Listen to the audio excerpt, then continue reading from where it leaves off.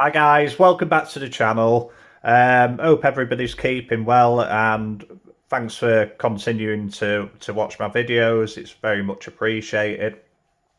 For this one, I just thought I would do a bit of a sort of history lesson on this kit, where it came from, how it originated. A lot of you will know this kit has changed a great deal over all the years, and especially from where it actually started. It's a completely different kit, really. But Pete's actually building one of these on his channel, Pete's Model Car Customs. I think he started with a builder. This is a minting box kit, this one. Yeah, I've already been through it, rebagged everything. I ain't gonna do an unboxing on this, you know. If you do really want an unboxing on this, I will do. But it's a pretty run of the mill kit. The reason why I do have a bit of a soft spot for this one, this is I think this was the last year it was released. I think this is an '87 kit. So I was 7 years old when this kit came out, and I think I bought it brand new from one of the local hobby shops. I think it was from Monk Bar Models in York, which is still around today, still going strong, it seems. Not a great deal in there for the likes of us guys anymore, but yeah, it's mainly train stuff and die cast. But yeah, I mean, it hasn't really changed much since I was a kid, to be quite fair. Yeah, I don't know why my parents let me buy this one. I think it was one of the ones where, you know, my parents would let me buy them, but either my dad would build them for me, or, you know, they'd just say do a few more before you actually start it. And I mean, I knew at 7 years old, you know, nothing about, you know, the history of kits and what have you. So when I opened the box on this one and saw it was a multi-piece, I knew it was way past my at 7 years old, way past my skill level at that time. So, and I had that kit for a long time. I think my dad started it for me, and then in later years, I never really was a massive fan of this front end. So I remember, because this body comes with like a centerpiece in here, and the sides glued to it. I actually cut the AMT section out of the middle, just so I could have the custom lights in there. I think on the AMT you have the optional pods on, or you can just put the custom lights on. Spent a lot of time on it, pretty much got the model finished, but that was unfortunately and painted it blue. I think a cobalt metallic blue, something really nice paint job on it. But yeah, that was in that big collection I sold. You know, I sold everything all at one point. I think I maybe kept a couple back at the time, but yeah, I literally sold everything. I probably had, you know, 400 kits I just at that time, which is probably small comparison compared to what I have now. But maybe it was more, maybe 600 kits. But I think I was ready to move house. I just didn't want to bring it all with me. So unfortunately, that kit, though it stayed with me for a number of years, you know, it's long gone now, and all that work's long gone as well. No idea what's happened to that kit. I haven't seen it relisted on eBay. But yeah, so this was one of my first kits which I actually bought, and yeah, far too advanced for me, but I've always had a soft spot for it. I think I got a couple of this issue, and I hated the wheels at the time, but to be honest, I don't even mind the tyres. I remember my dad, when he started building it, he did like a blue insert in here, and I was going to probably use them on when I finished the other one, but yeah, but I think Pete, like I say, Pete's doing one. I think it's this issue because it's moulded in black, but yeah, I mean, like I say, I mean, this kit has changed a lot over the years. You know, I think this was '87. Also got the Saints issue. I think that was 1984.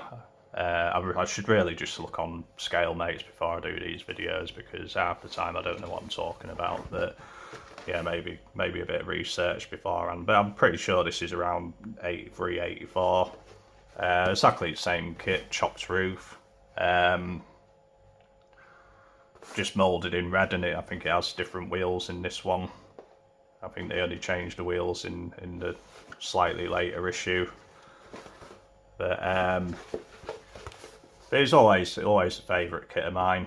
I think this one's started or something, hence why I've still got it.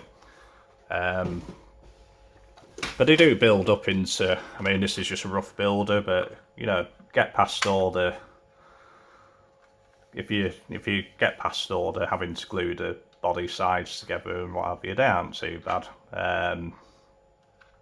You know, this one will get restored one day, hopefully.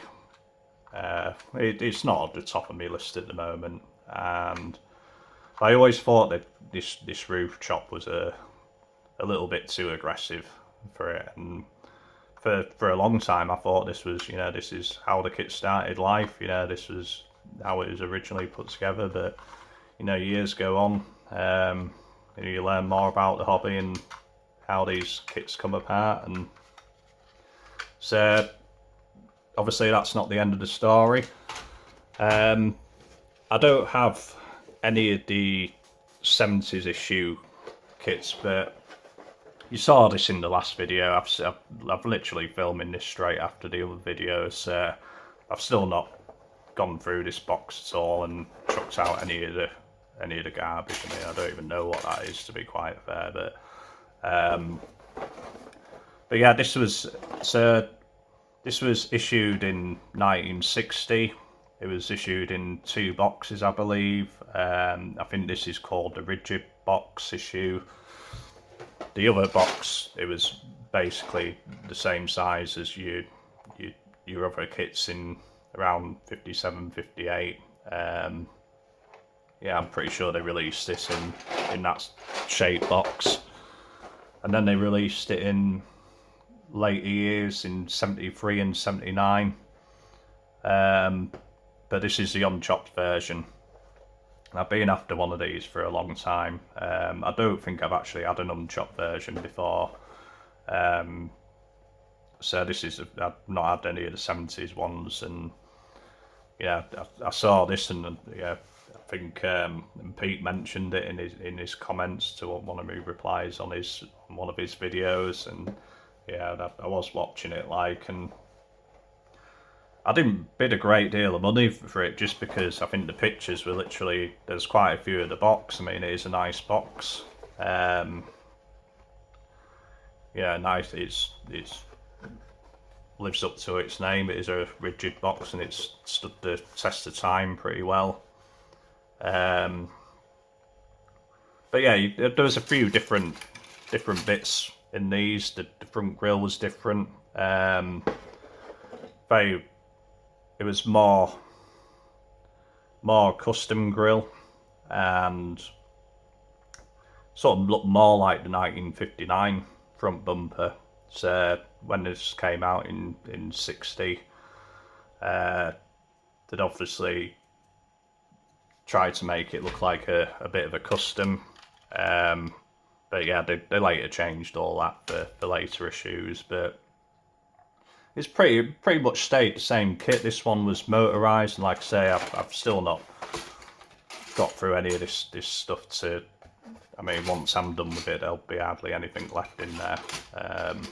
Yeah, lovely battery just rotting itself away all over the parts, and probably somebody's skin in there from the last 40 years or so. But yeah, this was a motorised kit at the time. I'm assuming in the 70s, when they reissued this a couple of times, in the unchopped version, they got rid of all the motorised stuff, and probably some of these extra custom parts.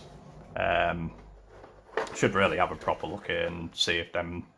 See, it looks on the box art, them fins are quite a bit bigger than it really looks like what Pete's doing, to be quite fair. I know his fins on his one were were a bit mucked up, so he started doing his own, and they're looking pretty much like that. So yeah, check out his channel. I will put another link in the description about his channel. But yeah, so I was really pleased to get that. I have just mocked up the body. Yeah, just held it together with elastic bands. As you can see, this did have all of the motorised workings in the back underneath the bed. So I'm assuming this one probably didn't even have a bed to it. They might just have the cover. Yeah, I can't actually see like a bed, so I'm assuming this was always meant to have that cover on. Wheels were different, obviously plastic construction, what they were doing back in the 60s. You know, there was no vinyl tyres at the time on these early Revell kits. But yeah, I mean, it was a much nicer looking kit was this with the unchopped roof. This is a very, it looks rough as hell, and it's all falling apart, and like I say, the chassis got a broken leg. But yeah, it'd be nice to do this one actually. You know, I think, and I think I probably would do it like the box art, to be quite fair. I'd like to replicate that. You know, if you want a detailed 57 kit, you just buy Revell's new tooling of that station wagon and just cut the roof off, and you'll probably get a much nicer kit than mucking about with one of these old Revell ones, multi-piece bodies. So yeah, I mean, I think that's another one I would like to do. Like I say, I do buy kits for myself. You know, it's just yeah, as soon as I see anything interesting like this, you know, I will try and buy it. You know, I'm not gonna spend a great deal of money on them. If it gets to the point where I think, you know, if I get bored of this in a couple of years' time, I don't want to be losing half my money on it. So, and yeah, give it other people a chance, but to win these things, you know, if you see them on auction on Facebook, you know, I always think I put in relatively low prices, and I mean, this was still 30 quid or so, 31 pound I think it ended at. So it's still quite an expensive kit for an old, yeah, thing that's broken and boxes full of junk and what have you. But to buy one of these, you know, unbuilt in box, you know, it's just you're looking at good money for something like that. You know, just as, you know, people like to collect them, and I completely get that. Like, why you like, I've got old kits, you know, which are mint in box, and I don't want to sell them, but I do find it really difficult to, when they're so nice, to actually build them. But yeah, that'll be a nice one. But that's not where the story ends. So this is the 1960 issue. Like I said, they released that a couple of times. But the kit actually originally started, and like I say, a lot of people out there will know this already. But this kit started life as the Country Squire. Again, I probably had, and I did keep, I think I had 2 mint in box ones, and I did keep them both for many years. And again, they're in, I think it was issued in 58 in a similar size box to this. This is obviously an original Cadillac, so it still has the Country Squire on the side there, 1/25th scale. So yeah, this was issued in 1958. I'm sure there was, like I said, I should just look on scale, mates. You know, it just like saved me bumbling through my thoughts as usual. But they were reboxed in. This was a 57 issue, and I'm sure like in 58 they reboxed, because I had one of it was like under an obscure name, Ladella or something, and there was marketed under Orange Crush and Titan or something in there was 2 other issues anyway, but they didn't have Revell markings from what I believe on the box. But yeah, this is I've actually got a couple here, and this is why I end up selling the other ones, because they were mint in box, and I know people appreciate that stuff more than I do. I just like old kits to build, so over the years, you know, I found a couple of these. Every time I found a built one, I'd sell one of the ones which I had. Yeah, there's obviously a monetary gain in that through selling your own stuff, but you know, I'm certainly not a hoarder, and I just know that, you know, there's them kits are worth a lot more to other people than I ever, you know. I'm a collector, but at the same time, you know, I'm a builder, and I don't have the art sometimes just to break into them nice minty box kits. I mean, I'm not as bad as that now, to be quite honest. Like I say, I do have a lot of that stuff in my collection, and I just don't think I could ever sell it, because I've done all that before on the older stuff, and I've regretted a lot of it, to be quite honest. But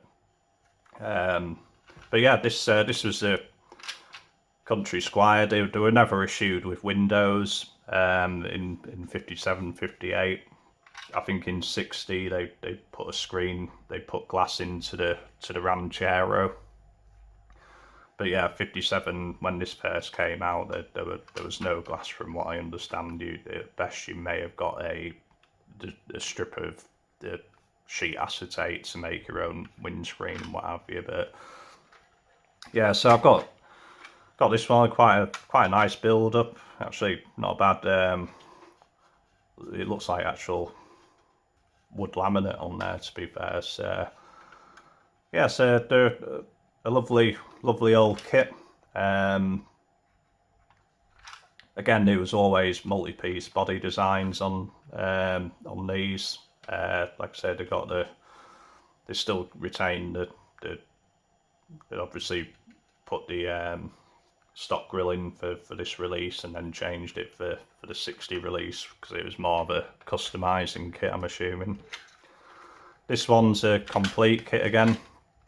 It looks like, I don't think this one had ever been finished by whoever started it. It was, I know there was an issue with the body when I got it. There was a body mounting issue where I think the steering wheel has to go through the firewall, and it was just fouling, so I ended up cutting that piece off. I mean, I saved the piece because it'll glue back on and be mounted properly. But yes, yeah, just so I've got a couple of these now. That's enough for me. You know, I find it a lot easier restoring these one day rather than a mint kit. But so yeah, I mean, I think the only other thing which, you know, this came in, and I bought this with a big lot of resin parts, resin bodies recently. Again, I mean, I didn't think I did a lot on them, but I think yeah, they went for a lot less than I thought they would. But there was a couple of bits in there. I don't think this was really one of the bits I was that interested in, to be quite fair, just because it's a bit of a redundant resin casting this now, because obviously Revell bought out that lovely version of the same kit. But the reason why I included this is this was based off the Revell.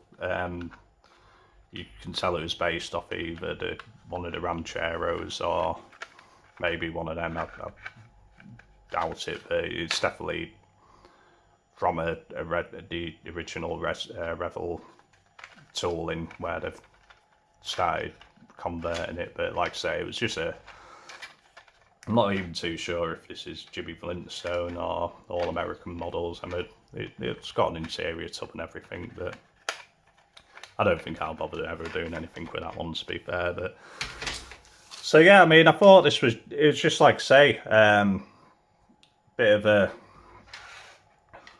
history lesson really, from where the Ranchero came from. And like I say, I know a lot of people are very familiar with the are most likely more familiar with the 80s versions and what have you. But I think once I finally got that missing link with the unchopped Ranchero, then I thought I may as well put a video together. And for the people who don't know, I mean, I know quite a bit about model cars, but I'm still learning every single day, and there's still something. I always think I've had pretty much everything you could have, which has gone through my hands, and I've got rid of in the past. And if I didn't, I'd need a house which is 4 times as big, because I'm still at every time I think I've got rid of a load. The shells just never seem to go down like so. But yeah, I mean, there's a few other kits like this which have a bit of a different history to where you think they may have come from. Like I say, there's a lot of you well versed out there who know all this stuff already, but if you've learned a little bit, if you didn't know and you've learned a little bit of a kit's history, then that's all we're really doing it for. Share knowledge, and I'm sure there's things I've got wrong in here. Like I say, I should just check scale mates and check my dates are right. But like I say, I've had enough of these things to sort of get accustomed to sort of rough release dates and what have you. But yeah, these would be a nice one to restore, though, wouldn't they? You don't often see these; they're quite rare. I think when they do come up, it's like I say, well, they do demand money. I mean, I know because I've sold them. So yeah, I mean, maybe we get onto one of these.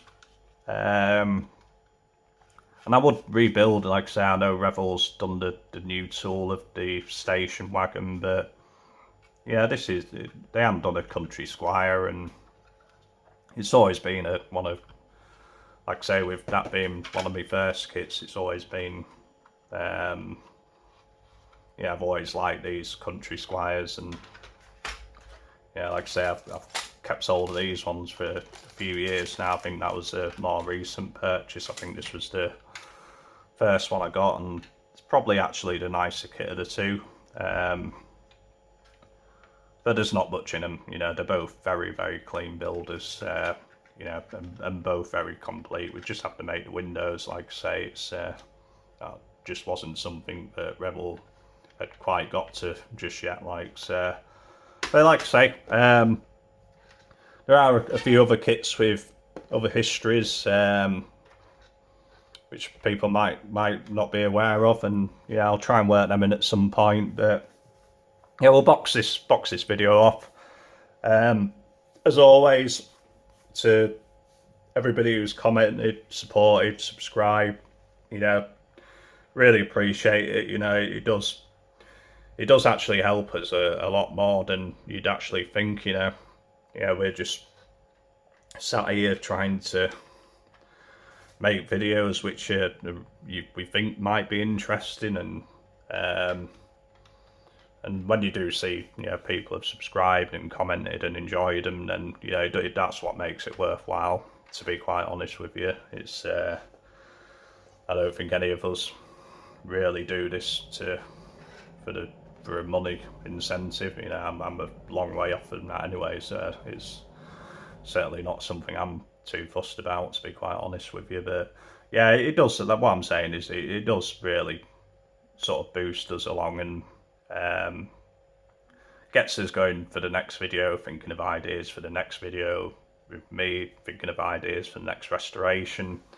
So, and if you're new to the channel, I've got other stuff like I said, I'm still finding my feet with some of this stuff, but I think obviously like to get a lot more videos out, so we'll work on that. But I'll say goodbye for now, and we will see you in the next video. See you, bye.